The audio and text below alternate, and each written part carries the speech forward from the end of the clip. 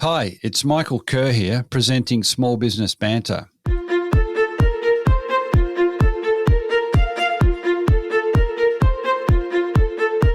A healthy micro and small business sector means a successful economy and a more vibrant society. Small Business Banter is about helping regional business owners better prepare for current challenges, but also for the next stage of business success. I'm Michael Kerr, founder of Kerr Capital, advisors to business owners.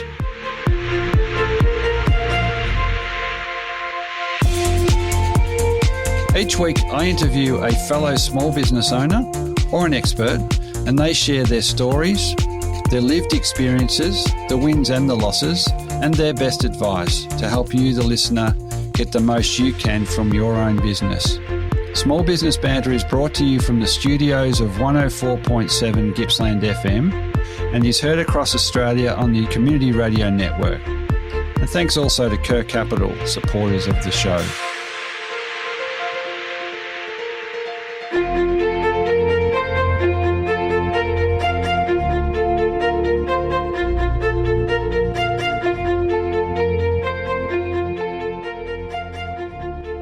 Today we start part two of a three-part discussion with Norman Hall from Exit by Design. If you missed the first episode last week, you can track that down on the Small Business Banter podcast.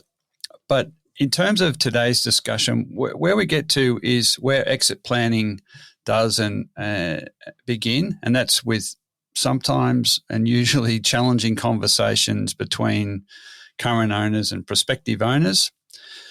In the case of a family, it's usually between family members. If it's a non-family owned business, it's between business partners, but they can be challenging, but they are very important discussions to have.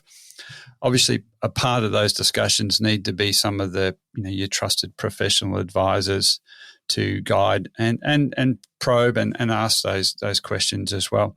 So we look at some of the more detail around what is exit planning. We get to the fact that it involves both emotional and financial considerations. We understand also that it's going to impact on identity and purpose for the owner or owners. And we also importantly look at why the term exit planning can be a bit binary, and we kind of frame it up as planning that can be done, should be done to make your business better, more profitable, more sustainable anyway, which ultimately can be used for an exit, but really the power is it gives you the choice. So let's go to that discussion with Norman now. If you don't have a sit-down conversation with the family, in the case of the family business, and it's going to be, or the current generation are going to exit by whatever means, and you haven't worked out, well, who within the family is going to take over, or who is going to have what roles, who is not going to be allowed to be involved in the business. That's an even harder discussion. These are challenging discussions. And if you don't have it planned out, if you haven't had the discussions, then all you're doing is setting up a situation where there will be family conflict, there will potentially be legal issues, and if you get lawyers involved, money's going to go out the door like water down a drain pipe, and nobody's going to walk away happy. Yeah. So if you get involved with, if you can get people to understand the importance of exit planning, they can start to address those things early, and also do it over time. Like earlier I mentioned half a dozen or so different areas that people need to address. That doesn't mean you address them in one big hit. You might have a 3 or a 5 year time plan whereby you start to go through each issue one by one in a planned approach, so that you cover on off all the issues, but you're not trying to do everything in one hit. And that's why planning is so important, because you can't do it all at once. If someone, as you mentioned before, walks in the door and wants to buy your business, you can't do it in the time frame that they want to look at buying. You need to build that 3 or 5 year time frame into your planning, so that you can start to address all the issues, so that when that person does walk in the door, everything's organised, or as organised as it can be, And you can say, yeah, great, this is what I want.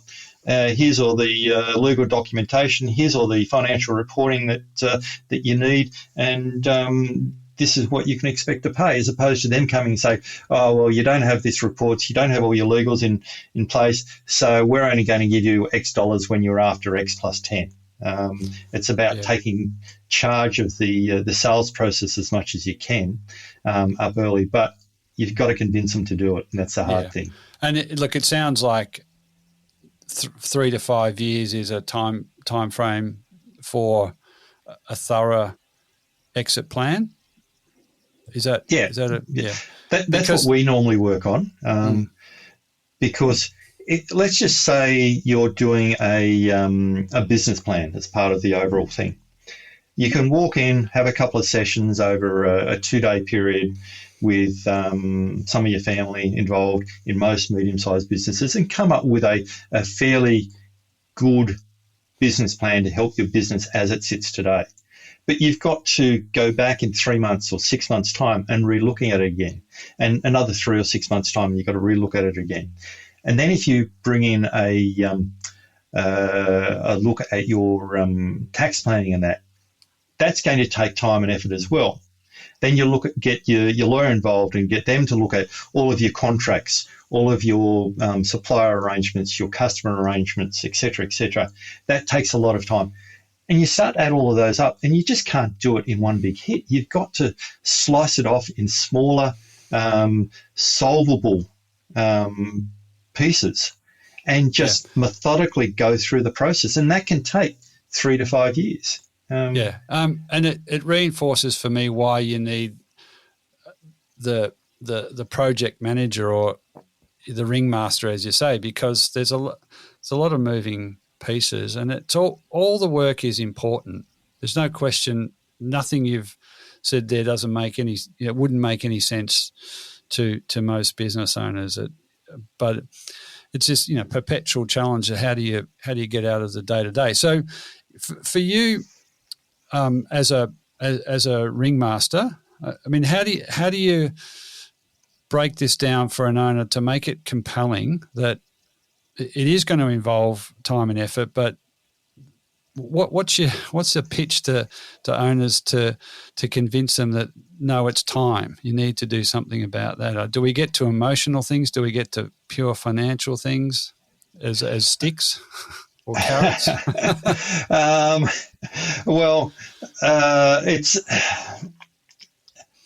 It's hard to convince some people, and some people you'll never get across the line. It's a matter of just trying to find the triggers that actually make them think about it. And I'm a numbers person. No apologies about that. And I try to approach convincing people based on numbers, and then how it's going to affect their family. And I'll give you a couple of numbers. That's the emotional link. So you link the two together. Yeah. And let's just go back to some numbers to help put things into perspective for your listeners. We tend to break people up into categories: baby boomers, Gen X, millennials, and Gen Z, for example. And there's a lot of toing and froing about what the categories or the years that the categories cover. So it's a little bit hard to equate Australian statistics directly to baby boomers, but I've tried a little bit. And so if we assume that baby boomers are 60 years and older, most people say 58 at the moment, but let's assume 58 because it works on the stats. 16.5% of Victorian adults are baby boomers based on 60 years and older. About 25% of Victorians between, say, 42 and 57, 58-ish are Gen X. Millennials are around about the 21% mark if you're talking 27 to 41-year-olds, and Gen Z, well, let's just leave them out of the equation at the moment because, I can't talk to them, and I'm not sure many of your viewers probably can either. But just using the top two, you're talking 40% of Victorians are over the age of 40, 42. Let's assume that a lot of them own their own business because, well, small business and privately owned businesses, family businesses equate for about, I think, 70, 75% of employment in Australia. So you're talking 40% of people either need to be planning to exit their business to make sure everything's in place for when they do get to 60 or whatever, or they're over that age anyway. And I've already told you earlier that stats showed that most businesses don't have exit plans in place. No, so you're I talking don't a even huge need a percentage stat of on that. I just know that that's most owners don't take the time and don't maybe don't see the value of the investment. But it's that's what we're trying to do, is convince them that there are risks as well as rewards. Yeah. So there's a huge number of Victorian businesses out there who are sort of working towards or a retirement age or a post it that have never even thought about these issues. And for many of them, they can't exit because they've still got to sort out all of these issues. So if you bring the emotional part back to that, you say, well, when are you going to retire? When are you going to pass it on to the next generation? If you haven't addressed these issues, then you can't, which means you're locked into staying at your business. And, okay, I might have joked a little bit earlier about someone dying on their desk at work, but it happens. I'll give you another example of a business that we were dealing with. The next generation had taken over the day-to-day running of the business, but the father, who was in his mid-80s, was still coming in every day insisting that he sign the checks. Now, from his perspective, he was paying lip service to exiting the business. He didn't want to exit the business. He wanted something to do. The next generation were getting frustrated because he insisted on coming into the business every day, and they couldn't push him out emotionally. And a lot of that came back to planning. Him and the older generation, him and his wife had never spoken about what they were going to do when they were going to retire. They hadn't planned what things they could do. So he's holding on ruthlessly to the checkbook, and both generations weren't happy. And they could have solved all those problems by planning in advance, setting out parameters that each wanted to achieve, setting in place parameters about who was going to do what when and how they could get rid of him. Sorry, not get rid of him. That's a harsh way of saying how to help him exit in a business civilized that he'd started. Way. And look, it's a yes, planning is needed, but I think the straw that can break the camel's back there is someone who's got the experience and wisdom and trust of essentially of both sides. Not you try. They are potentially warring, and it kind of really can play a big part in the demise of family structures where there's a generational battle over who owns or who should run. So see it. I'm sure you see it a lot through Family Business Australia, and it's incredibly corrosive. But it does take somebody in the middle there to really see both sides of it and explain and understand. With founders, there's this thing that keeps popping up for me, which is purpose and identity, and that's in a simplistic way. But you've been in business, been successful, or sustained the business for 30 years or 40 years, and it's kind of defined you. So I understand why it's so hard, and coming in to write the checks in that case is it's clearly not the most efficient way to, but it's much deeper than that when you dig down, and so again a very special, not special, but experienced individual or advisor to kind of see through those things and architect a plan, because there's no question a plan's needed, but it's how you get parties to engage. So this is why exit planning is so important. Do you have a view on one of the things I struggle with, there's a lot of businesses and owners that don't have an exit plan. They have this working assumption that you can put your business up for sale at some point and sell it, and that's your exit plan. And it doesn't work. So we've got to get more people thinking about exit planning or planning to retire or whatever, whatever we want to call it. Do you have a view that exit planning can have some outcomes, can be positive, even if the business, a lot of it seems to be structured on planning to sell the business in 3 to 5 years' time? Things happen. So maybe we're can sell the idea of exit planning a bit easier by saying things do happen. Big company will approach you and you'll be more ready. Or you might decide, that there are ways to run the business more efficiently, put in a manager so you don't need to sell it, you can keep it. So by defining it as exit planning, it's kind of a narrow or a binary outcome. It's got to be a full exit to realise the value of it. So very long question, but can you talk about your perspective on the advantage of planning, even if there's not a formal exit that we understand by way of a business sale? Yeah. Okay. Well, the way I look at it is planning to exit is really just getting everything in place to give you the opportunity to exit if you need to at a particular point in time. That doesn't mean you have to. Right. A lot of the things that fall under that exit umbrella are smart business things to do anyway. For example, it's smart to have a business plan in place and regularly update it and modify it to suit changing circumstances. It's smart to have all your legal issues sorted out so that you've got your supply agreements in place so you can be sure that you're going to get the products or the raw materials that you need.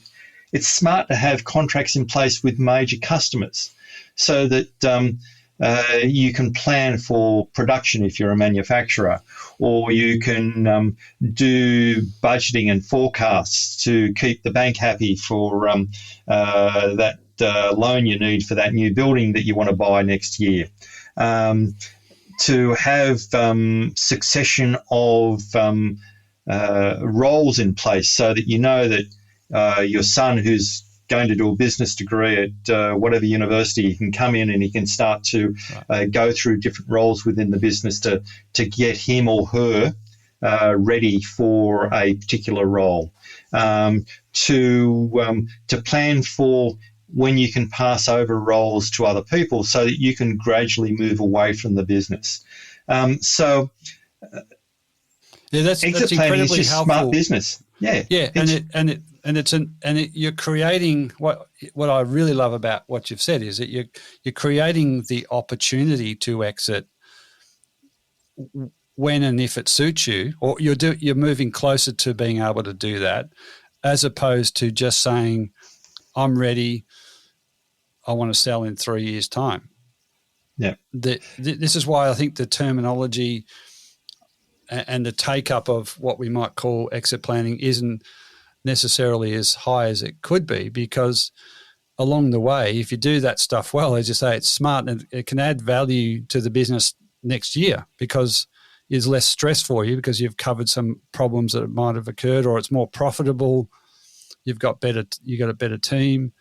And this is why it's kind of just good business planning to do all that stuff. As you say, it's smart. Yeah.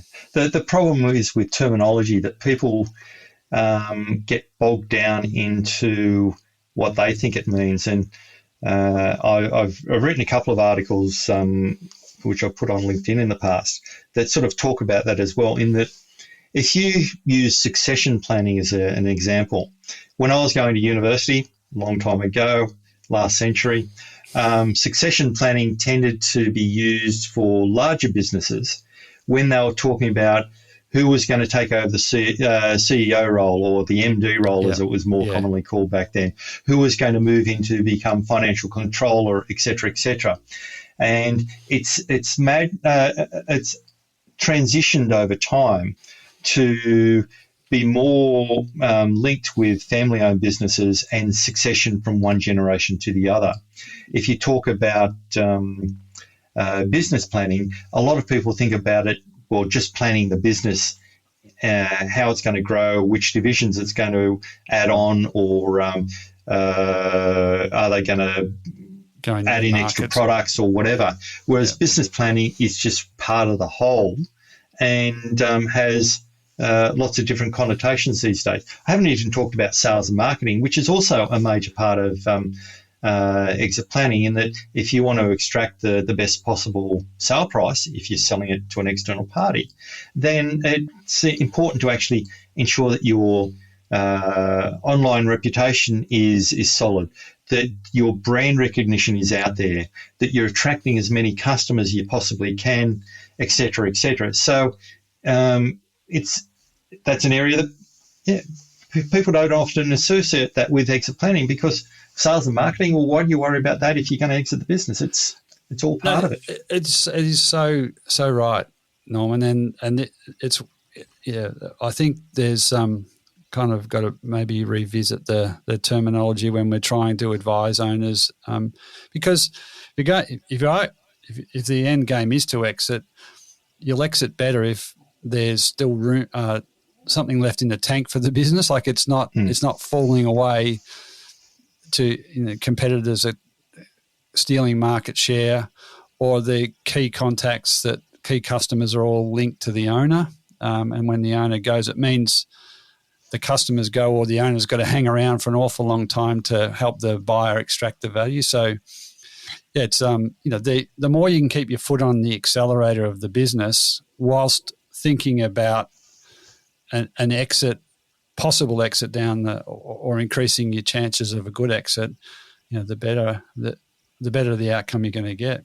Yeah, well, that's part of what we were just talking about with trying to transition yourself out of the business owner, transition themselves out of doing everything, and I suppose almost doing themselves out of a job is part of the process. When we were talking before being interviewed today, one of the things you were talking to me about was someone comes up, wants to buy your business straight away. And you think about it, if you're not ready for a sale, then you're actually doing yourself a disservice, or sorry, not ready to exit, you're doing yourself a disservice, because you're placing a lot of pressure on yourself, and there's a mad rush to get all the legal issues done. There's a mad rush to make sure that all the accounting issues that you need to get done to present to them so that they're going to be happy are done. And what's going to happen is the person who's walked in the door is going to say, no, we're going to pay you less because you're not ready. You can't show us what we need to do. Or they might turn around the business and say, well, okay, we'll give you X dollars now, but we're going to insist on a large earnout over a 3 or 5 year time frame. So you're not going to get your money up front. You're going to have to work for it over the next few years. So it's look, that's happening more and more. That it's really hard to just set a date for a sale in the future and for everything to line up and you to get out and do whatever you want to do. It's so being sale ready. Another, there was that terminology gets thrown around a lot. It's a very good thing, because the chances of a competitor in a lot of those industrial businesses, that's typically what happens. HVAC and numerous other, manufacturing, industrial, commercial businesses, the buyer is only ever going to come from within the industry. Unlike, say, this is not disparaging in any way, but, there are other businesses, retail businesses, that the pool of potential operators and interested buyers is a lot wider for some of those businesses, because they're retail, and you can employ a few staff, and you can learn how to run it's not easy, but you can learn how to run some of those businesses a bit more quickly than you could some of these industrial, commercial, manufacturing businesses. I mean, it's not true of everybody, but So being sale ready all the time, because you can get caught off guard. Big company, the good acquirers will, they'll have their eye on businesses that they'd like to buy, and they'll be watching. They might even reach out and say, look, if you're ever ready to sell, we're ready here to buy. But the owners get caught out because they kind of, again, defer it and think, oh, when that comes, I'll be ready, but they're not. And the bigger organisations are pretty proficient at acquiring and pretty proficient at watering down the deal because the owner's just not ready. As you say, the larger companies often keep track of their smaller competitors, and if they see a competitor doing really well, they'll approach them to buy them out for a couple of reasons. One might be just to get rid of the nuisance, but two might be that they see that they're actually doing things right, and they want to acquire that capability, that intellectual property, or those staff, or those processes, to integrate them into their own business. And if you plan and you work on your business, then it opens up those opportunities for people to come and talk to you. Well, that's where we leave that discussion with Norman Hall for this week. Tune in next week for the third and final part of the discussion. We'll include with that a list of the top 10 things you can do to begin and execute an effective exit plan. Tune in then.